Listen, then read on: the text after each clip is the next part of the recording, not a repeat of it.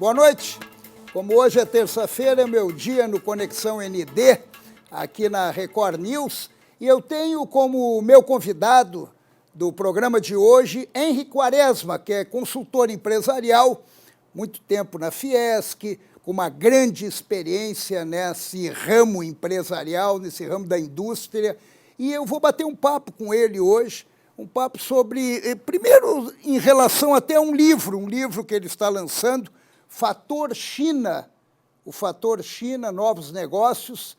Pois é, China está em pauta, né? China está em pauta, principalmente em questão da vacina. Mas nós vamos, antes de falar sobre o livro dele, eu já começo primeiro agradecendo a gentileza de ter vindo aqui no programa. Uma boa noite para você.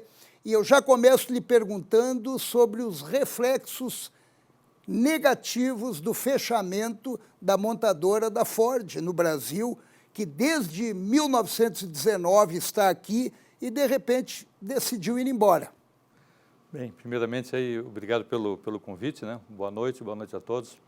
Bem, com relação à Ford, é uma empresa já consolidada aqui no Brasil, né? São 5 mil empregos aí que deixarão de existir, mas não só a montadora, mas também todas as sistemistas, né? As empresas que são as terceirizadas, que fazem os componentes da Ford. Então, o impacto é muito maior do que esse realmente anunciado, né? Então, as empresas no Brasil, basicamente, elas utilizavam aí o Inova Auto, né?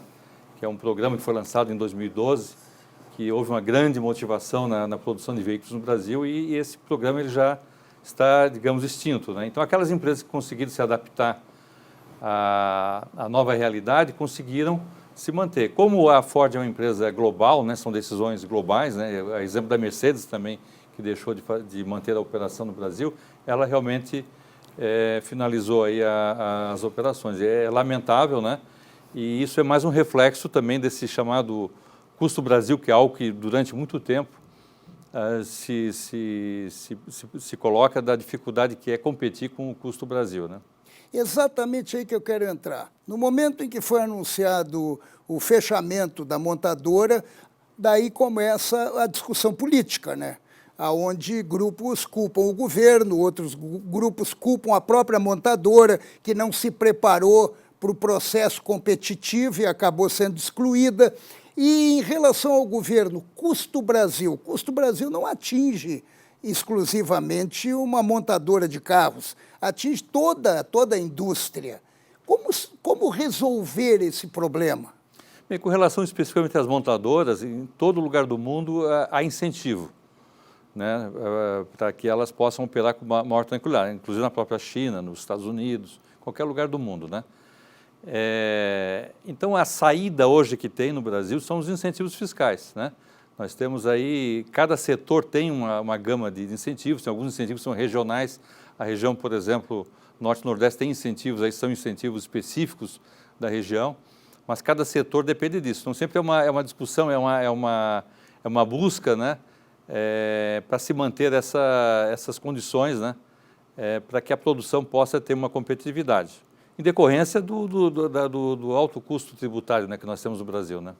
O presidente Bolsonaro hoje fez uma crítica à Ford em relação a isso. Disse, pô, quer incentivo de 20 bilhões. Daí, de repente, o incentivo também choca com as necessidades do país em outras esferas, né? São dois aspectos, né? Tem um aspecto da empresa, mas tem um aspecto também, digamos, do ambiente de negócio, né? Então, esse é algo que tem que ser preservado. E agora, nesse período de pandemia, nós passamos muitas dificuldades. O Brasil até, de uma certa forma, saiu bem, né, com relação às empresas, né? Mas é algo assim que foi totalmente inusitado, que é necessário realmente uma forma de manter todo esses setores. Quer dizer, por exemplo, a economia de modo geral, né, a perspectiva é boa, mas alguns setores específicos estão sofrendo muito. Então, é necessário entender um pouco mais essa realidade para ajustar alguns mecanismos por um período até que se possa passar esse período de ajuste.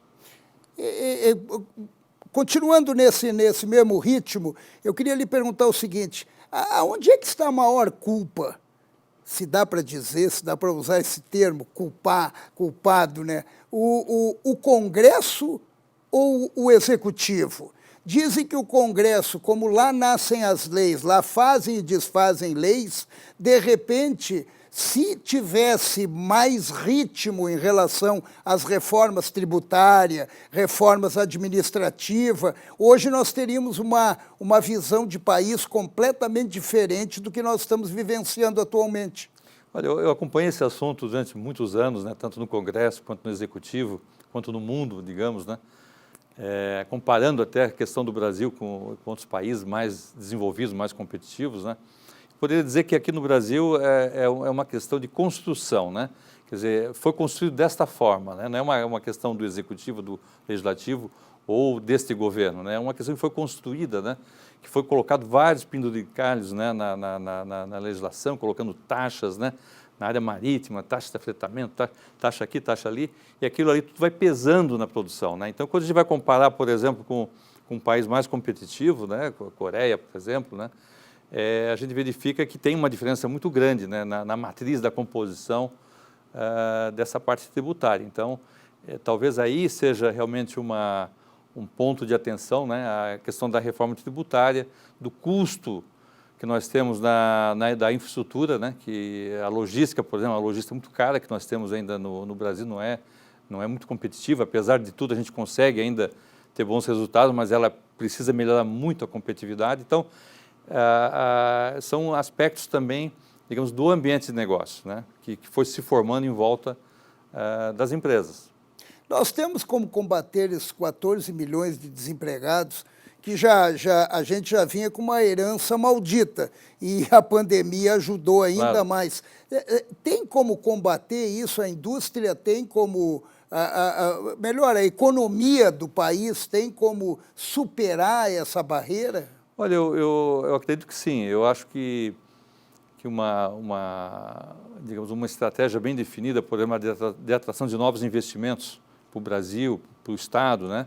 Uma política bem específica de atração desses investimentos de forma seletiva, porque com a pandemia houve uma reorganização no mundo com relação ao comércio, com relação aos investimentos, né? Está se buscando novas alternativas, os focos estão mudando, então é uma oportunidade de buscar isso, né? De buscar essa oportunidade. Que tipo de mudança vem aí, na sua experiência? Bem, a matriz do comércio internacional está em alteração. Tivemos aí um momento muito forte aí digamos, entre aspas, da guerra comercial China e Estados Unidos, que acabou dando uma mexida em tudo.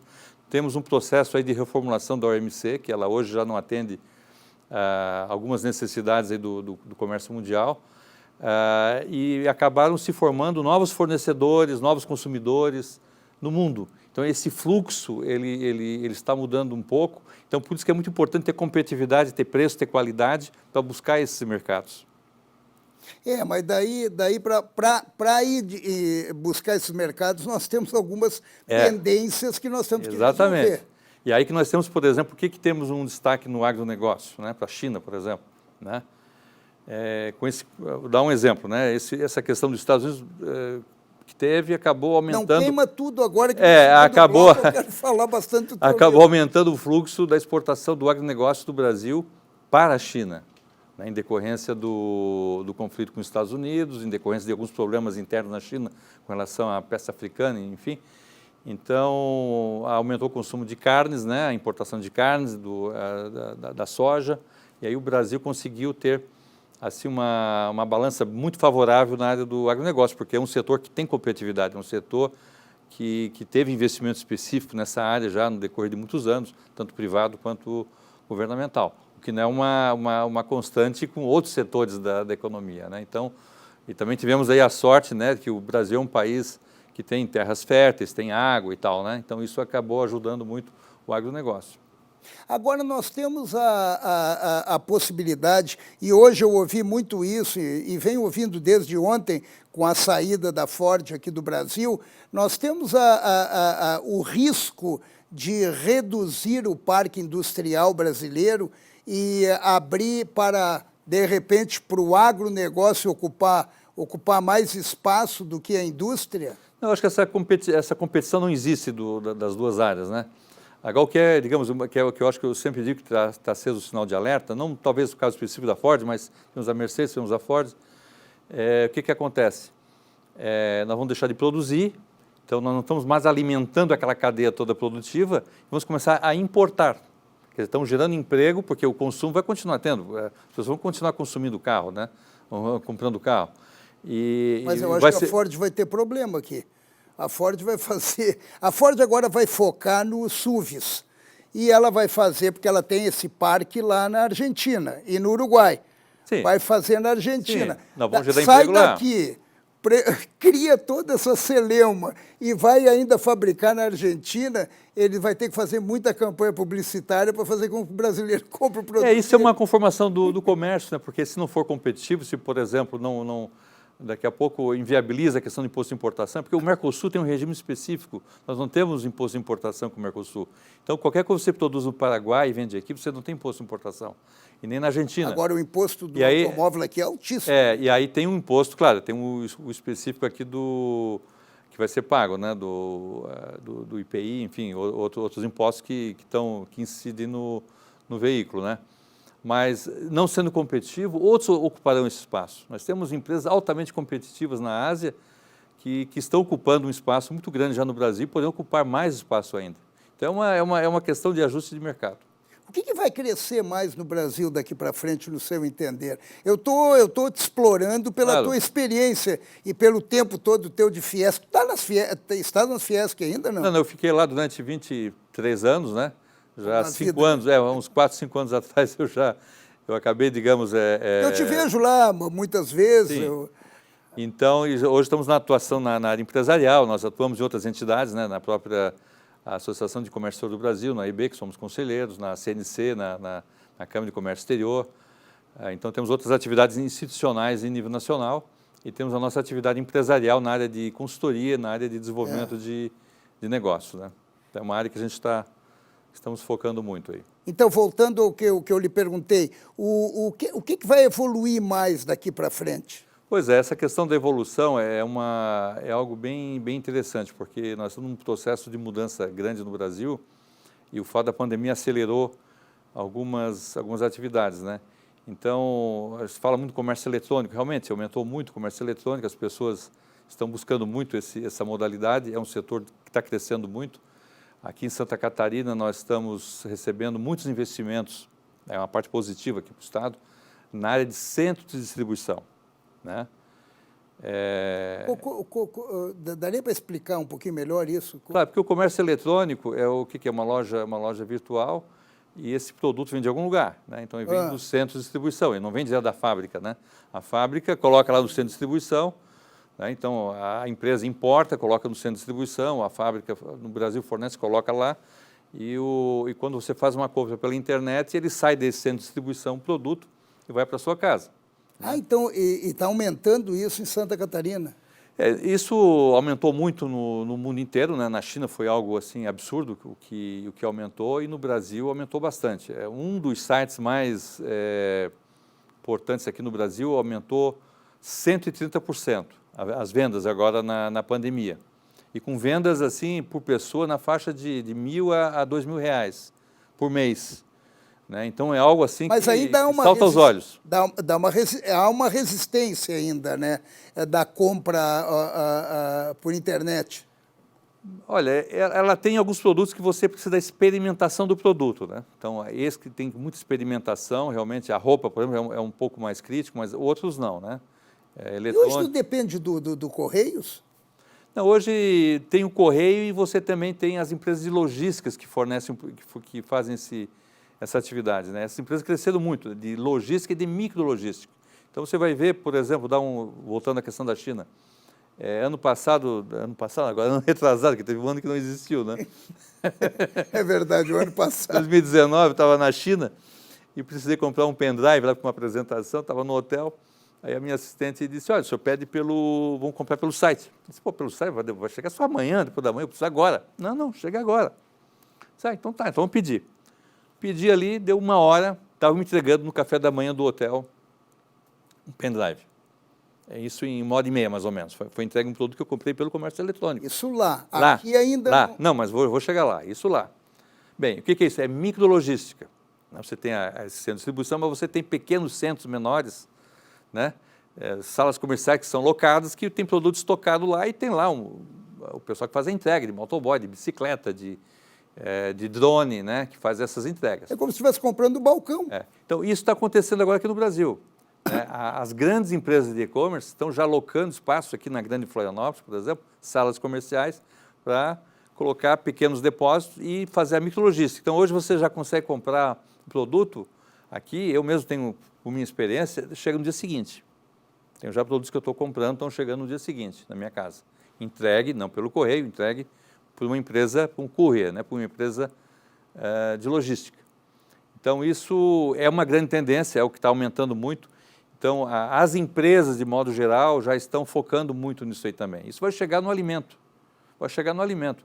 Na China, você compra uma laranja pelo celular e ela chega em 1 hora. Uma laranja, eu quero comprar uma laranja. Ela chega. Né? E agora que foi feito, agora que foi o grande, assim, que está se falando muito, que cresceu muito e deve chegar a outros continentes, que é a entrega, digamos, com carros autônomos. Né? Você faz, por exemplo, o Pizza Hut implantou isso na China. Você faz eu quero comprar uma pizza. Tá? Você pega pelo aplicativo, né? Entrega daqui 1 hora. Daqui a pouco passa um carro na frente da sua casa, tá? Um carro autônomo, né? Tipo uma máquina dessa que você compra produto com ficha, né? Com vários compartimentos, passa lá, dá o sinal, você vai lá, você digita o código ali que você recebeu, você abre a portinha, você pega a pizza. E esse carro continua. Se alguém quiser uma pizza mais na frente, abana, o carro para, né? E você faz a compra ali mesmo. Né? Então, eles começaram a fazer isso em Wuhan, né? Depois no período da pandemia, com esses carros autônomos. Então, ele faz um trajeto, vai levando, né? Vai pela rua, vai caminhando. Algo bem, até relativamente simples, é um negócio simples, mas com muita inteligência artificial. Então, toda essa parte do comércio eletrônico, ela está sendo muito ativada aqui no Brasil e aqui em Santa Catarina. E vou dizer por quê. Porque nós temos uma parte portuária também. Aí é uma vantagem que o Estado tem, que o Estado construiu isso durante anos para ter essa capacidade portuária. Não só, digamos, as áreas de governo, mas os empresários construíram isso, porque nós temos terminais privados altamente competitivos que foram criados por empresários. Né? E esses centros de distribuição ficam, de uma certa forma, vinculados também a essa parte portuária, né? Porque um produto importado vem, né?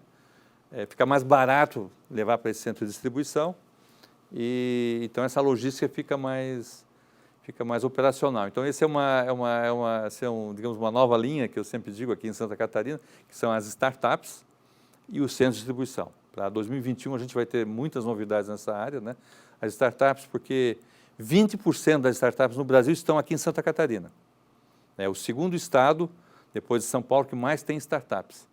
Então, na hora que a gente conseguir fazer que essas startups todas se conectem na economia tradicional do Estado e do Brasil, né, porque são empresas de tecnologia a maior parte, mas na hora que isso se conectar realmente de forma mais incisiva no tecido empresarial, nós temos grandes avanços econômicos aqui no Estado. Daí eu me vem na cabeça, eu lembro agora, fazendo uma comparação muito simplória, eu lembro agora dos videoclubes, que a gente ia lá e pegava uma fita cassete para assistir. Hoje isso não existe mais, é óbvio, acabou. O que vai acabar logo, logo? Pois é, essa é uma boa, porque a partir do boa momento pergunta. Até a gente sabe alguma coisa, mas não é bom falar muito, né? Porque, claro, alguns setores estão com dificuldades, né? Há uma tendência de um fechamento, algumas atividades, né? Então, por isso que é importante o monitoramento, eu sempre digo, a inteligência de negócio, a inteligência estratégica, ela é muito importante, o monitoramento. O monitoramento é fundamental. E eu vou voltar a essa questão da economia novamente e vou falar um pouco da China novamente. Sei que você não quer falar agora, mas... Não. Vou ter que dar esse exemplo. Daqui a pouquinho nós vamos fazer um intervalo. Eu vou ter que dar esse exemplo. Aqui em Santa Catarina, por exemplo, nós temos uma grande exportação para a China, de carnes, por exemplo. Santa Catarina, a China é o primeiro parceiro de importação, o primeiro de exportação. Então, é importante. No Brasil também, é o primeiro de importação e de exportação. Então, é um mercado importante. Então, por exemplo, a agroindústria, que tem um sistema integrado, você tem a agroindústria lá com 40 mil famílias no sistema integrado. Então, quando você faz uma exportação para a China de carne suína, por exemplo, aquela carne suína foi fornecida por muitas famílias, né? Que o suíno foi abatido na indústria e foi exportado. Então, se a China deixa de importar carne, você tem um reflexo já de carne em 40 mil famílias, né? Então, você deixa de irrigar a economia do Estado. Então, por isso que eu digo, a inteligência, o monitoramento da economia e dos setores é muito importante. Então, isso deve ser feito por áreas de governo, por entidades empresariais, né? Você ficar monitorando os riscos e analisar e prever fazer o gerenciamento de risco e evitar que tenha algum tipo de problema. Então, em todos os setores tem isso. O caso da Ford foi um exemplo, né? Que de repente não monitorou, né? Ela chegou atrasada. Houve um problema de monitoramento ali, dos dois lados. Porque eu ouvi hoje, inclusive, que a Audi, que já saiu, está pensando em voltar. Já está renegociando uma volta. A Mercedes, na verdade, ela saiu, voltou e saiu de novo. Como você acabou de falar, é uma avaliação global. Depende, são decisões globais, porque às vezes vai botar uma fábrica em outro lugar que vai conseguir um custo melhor, então vai exportar de lá para cá. Então é uma decisão assim que é feita por um monitoramento. A gente não precisa sair daqui, mas teve um motivo, digamos, estratégico dela sair. Ela está monitorando certamente. A BMW está aqui em Santa Catarina, e está, pelo menos até agora, informações que se tem, está bem. Está bem. A informação que se tem é que o que foi colocado quando começou a acontecer a saída, principalmente da Mercedes, que é uma Eu te confesso, Paulo, que da Mercedes eu me surpreendi, tá? A Ford eu não me surpreendi, porque eu conheço a história da Ford já há muito tempo, já sei da questão dos subsídios, aí já é algo já que todo mundo conhece, né? Agora, a Mercedes eu realmente fiquei surpreso, sinceramente. Essa me pegou de surpresa. Essa eu não esperava. A Ford até eu esperava. Por quê? São empresas mais pesadas, são estratégias mais complexas, né? E esse mercado que a Mercedes atua, que é né, estamos citando muita empresa, né? Que ela atua, realmente um mercado de alto padrão, de luxo, é algo que se mantém, né? Então é algo que realmente surpreendeu um pouco. É uma área que estava indo muito bem, que vai muito bem esse segmento do Brasil. Eu vou fazer o seguinte, eu vou dar uma paradinha agora, que a gente vai para os nossos comerciais, e daí, como eu lhe prometi, nós vamos conversar muito sobre o fator China e os novos negócios. Agora, eu já começo lhe fazendo, antes de chegar no intervalo, começo lhe fazendo uma pergunta que vai ser respondida depois. Por que essa resistência contra a China? Ele já responde e eu agradeço a sua presença aqui no Conexão ND. A gente volta daqui a pouquinho.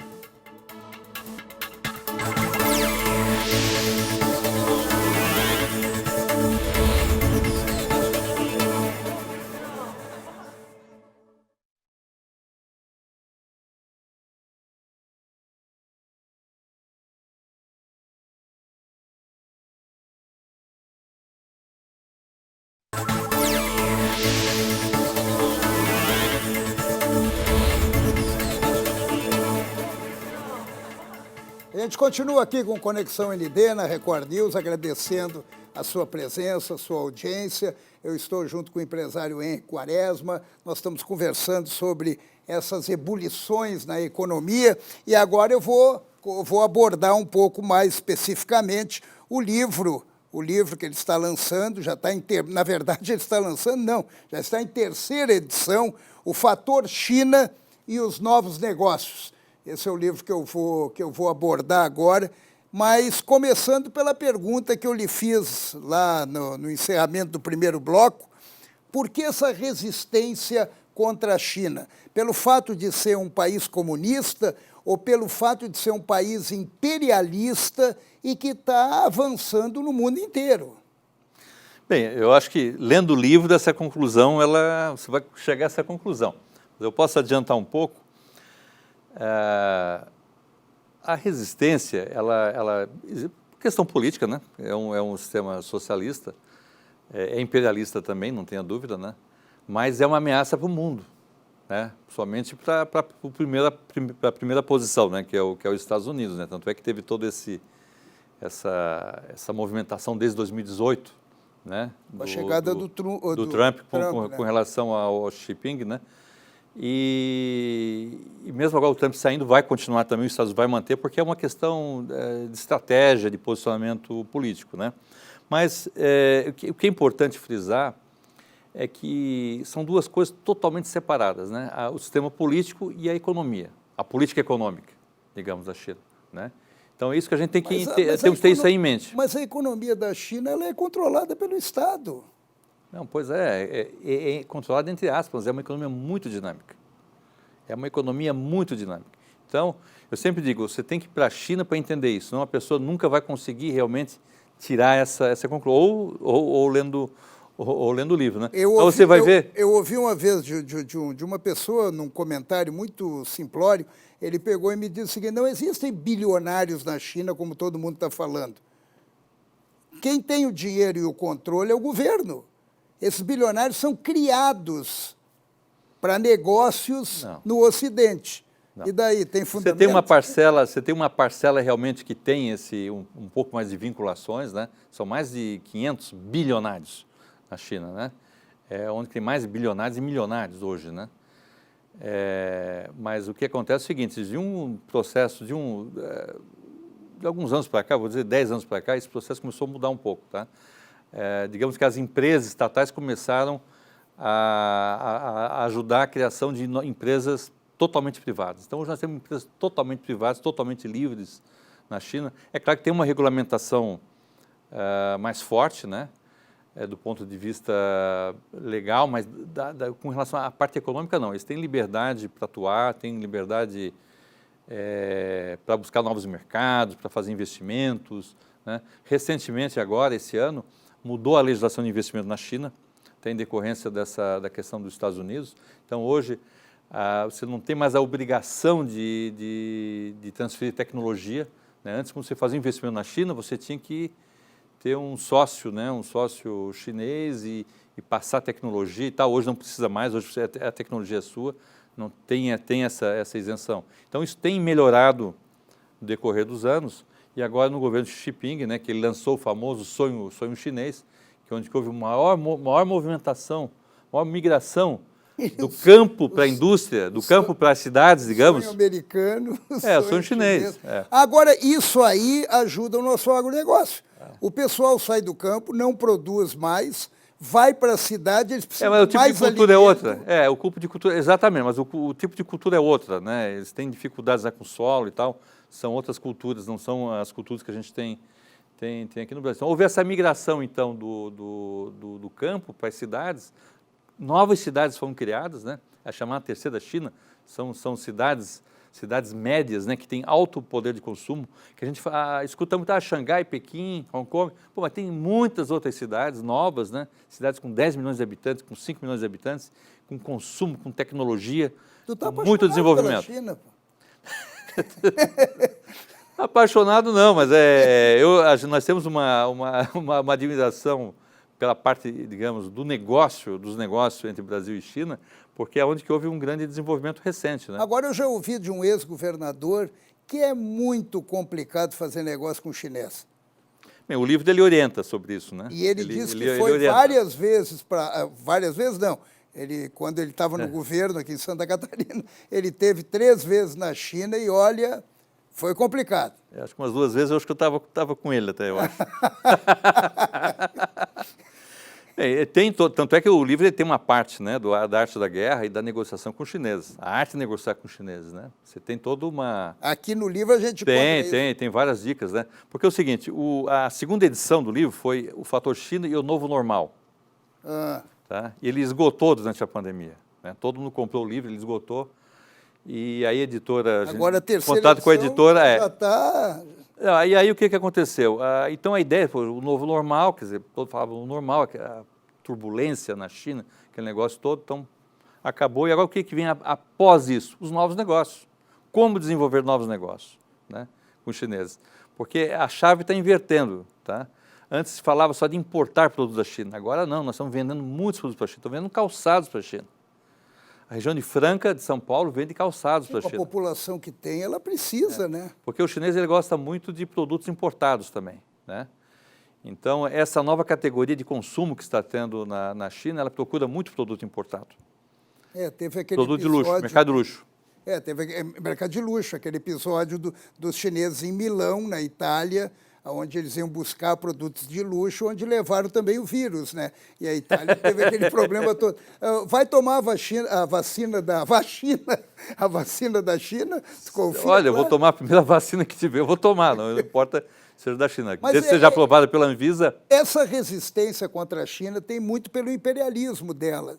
Dizem que ela tá tomando conta aqui, tomou conta da Argentina, quer tomar conta do Brasil, via São Paulo, e quer chegar.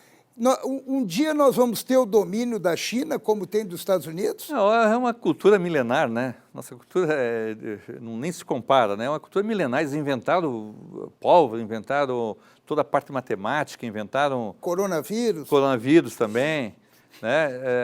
Então, é uma cultura realmente milenar. Mas com relação aí à vacina, a primeira que tiver realmente aprovada pela Anvisa, não há dúvida que a gente vai tomar. A Coronavac está aí, tem o selo do Butantan também, tem muita... Mas você falou do imperialismo, né? A tática do chinês, a estratégia é o soft power. É o soft power, é o sorriso, é a política do sorriso. Né? Então, eles são muito simpáticos, mas são muito estratégicos. Parecido com o japonês. Não, diferente. É diferente? Bem diferente. Bem diferente. É outra cultura. Japonês e chinês é outra cultura. E tanto que eles não se dão. Não, eles têm problema. O japonês ficou vários anos tem lá conflitos, invadindo. tem vários conflitos ali. Mas mas a técnica do sorriso no negócio, o japonês também adota. Mas como o chinês não. Ele é muito estratégico, né? Está sempre tranquilo e tal, negociando, ajustando, montando uma estratégia. Tem várias figuras na negociação. O chinês, por exemplo, o medo do fracasso na negociação, o medo do sucesso. Então, tudo isso você tem que administrar na negociação. E o uso do intermediário. O Brasil sempre quer fazer uma negociação, não quero um intermediário, não quero um interlocutor. O chinês não, ele prefere um interlocutor. Ele quer um interlocutor justamente para absorver qualquer tipo de problema que ocorra na negociação. Uma empresa vai negociar com o chinês. É importante que tenha um intermediário.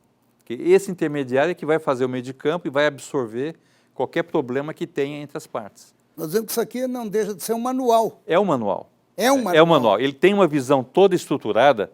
Eu queria dizer, ele não é sensacionalista. Alguns livros sobre China são sensacionalistas, né? Esse aqui não. Ele tem uma visão estruturada, toda a parte política, né? E eu sempre analiso a oportunidade e a ameaça. Nós não analisamos só a oportunidade, as duas coisas. Porque esse é o fator China. Você pode estar no limiar, você pode ter problema, pode ter sucesso. Então, a avaliação tem que ser constante. Então, ele trabalha com matriz de ameaça e oportunidade, trabalha com toda a informação da negociação, a arte da guerra, que é o Confúcio. O Confúcio está em toda estratégia chinesa de negociação, está o Confúcio. Né? Então, isso é um princípio que domina todo o processo da cultura chinesa. Hoje a gente pode colocar, na realidade atual, no terceiro milênio, a China como protagonista no mundo? Sem dúvida. Eles têm programas assim, incríveis, né? Gigantescos. Tem um programa, por exemplo, o One Belt and Road, que é um programa de infraestrutura, que até 2027 eles vão investir $1 trilhão, né? E isso faz investimento, mas tem um uso estratégico para eles, que são os corredores logísticos, que é digamos, a reescrita da antiga Rota da Seda. Né? Então, eles estão financiando portos na África, na Europa, tem aqui já na América do Sul algumas iniciativas nessa área, justamente nesse processo da rota logística, para que não falte proteína para eles, para que não falte alimento para eles, que eles consigam exportar seus produtos. Então, esses investimentos estratégicos estão fazendo. Então, tem que analisar e entender um pouco mais para saber aonde que está o problema e onde é que está, digamos, a oportunidade. Porque também não podemos ir de peito aberto com a negociação. A gente tem que analisar os dois aspectos, sempre. Qual é a importância no Brasil? Nós estamos com o 4G, o 5G. Qual é a importância para o Brasil, de repente, nessa negociação? A importância, não, os reflexos que poderão causar ele não fechar com a China e fechar com os Estados Unidos? Olha, Paulo, a internet hoje, se não tiver a China, não temos internet no Brasil, porque todos os roteadores que nós temos aí, todos os sistemas são chineses. Ah, é? Quase todos, não vou dizer 100%, mas grande maioria. Tá? Se não são importados, são fabricados aqui no Brasil por empresas chinesas que estão em São Paulo, estão em Campinas. Então, já tem digamos, uma bagagem grande de tecnologia chinesa aqui no Brasil, né? E a diferença de preço é mais ou menos 40%. Então, se não for chinês, nós vamos ter um aumento de 30%, 40%. Se for chinês, 30%, 40% a menos no custo depois da operação da 5G. Isso aí vai ser uma forma também de eles interferirem na nossa vida, tá nos investigando e coisa. O controle ele existe hoje no mundo inteiro. O mundo hoje Facebook controla, né? Hoje o mundo é um Big Brother. O WhatsApp, que é americano, o Facebook te controla, sabe o que tu consome, o que tu come, o que tu faz, sabe tudo. Onde é que tu estás, né? Então o controle ele existe. Na China ele existe de forma até muito precisa, né? Nós temos o WeChat, que é o WhatsApp da China, né? Você faz tudo por ali, pagamento, mensagem, tudo. Então, há um controle grande, realmente, das informações. Mas o WhatsApp também tem, né? Então, esse controle, ele existe hoje, né? O GPS, né, que é americano, tem o controle todo, onde é que estão as coisas, né?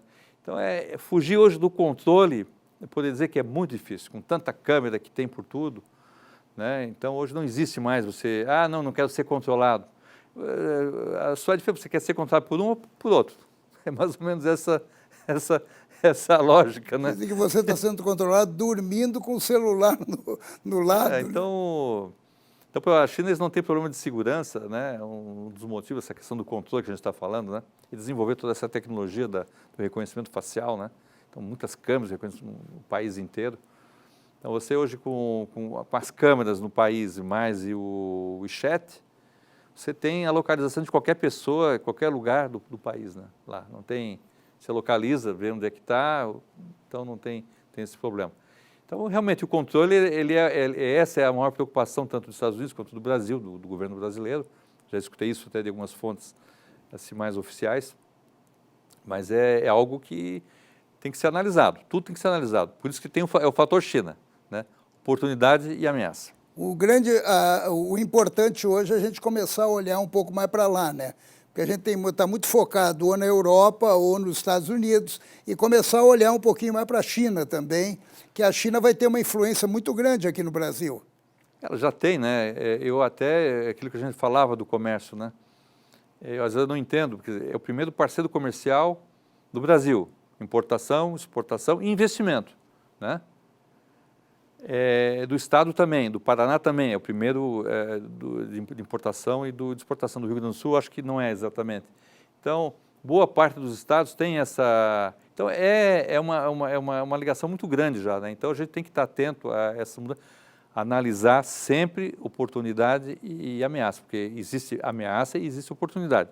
Cabe a nós realmente fazer essa avaliação e ver como se posicionar nesse processo. E hoje, culturalmente, se vê muito mais ameaça do que oportunidade ou não? Em algumas áreas, ameaça, sem dúvida, né? Quais as áreas? Quais as áreas de ameaça, né? Do domínio de mercado realmente é uma preocupação em alguns setores, né? De aquisições no Brasil, né? Então, você abre um mercado, setor de energia, por exemplo, tá? Você abre para, né? Você compra todo o setor de energia, você fica refém, às vezes, de uma outra cultura dominando um setor estratégico do Brasil. Então, são áreas, como é a questão das telecomunicações também, do 5G. Então, isso realmente é algo que tem que ser medido. Mas eu não diria que é uma ameaça mortal. É ameaça de mercado, como tem com qualquer outro país, né? Como tem com os Estados Unidos, como tem com qualquer outro país. Teve o domínio, no próprio processo de colonização do Brasil, nós tivemos dominações portuguesa, espanhola, holandesa, né? Durante todo o processo da colonização do Brasil. Então, na verdade, é um processo mais moderno de colonização. Isso é da história da humanidade. É um processo mais moderno de colonização, né? Agora cabe a nós a definir bem, se posicionar e fazer boas parcerias. Essa é a saída. Henry, nós estamos acabando. Está aqui o seu livro, O Fator China e os Novos Negócios. Onde é que o pessoal encontra o seu livro? Por enquanto ele está disponível na internet, no próprio site da editora. Eu acredito que em breve já estará aí mais amplamente divulgado. Mas como período da pandemia é a internet que está imperando, né? É verdade. Mas ele em breve está disponível nas livrarias, mas em princípio você pode comprar ele pela internet. Eu queria lhe agradecer muito a sua participação, a sua presença aqui no Conexão ND. Eu fiquei curioso, me estimulou aqui uma determinada curiosidade em relação à China, porque a gente fala da China, mas a China sempre mantém uma certa distância, né? Culturalmente isso. E hoje a gente está vendo a China muito próxima, né? Já do nosso lado. Vai ficar surpreso. Se você for lá, você vai ficar muito surpreso. Eu não conheço. Positivamente. A China eu não conheço. Eu gostaria de conhecer. Já ouvi coisas boas e hoje eu vi mais. Pessoal, agradecendo ao Henry Quaresma, nós estaremos de volta terça-feira que vem com mais um Conexão ND, que é terça-feira o meu dia. Obrigado pela audiência, obrigado pela participação de vocês. Um beijo e até lá.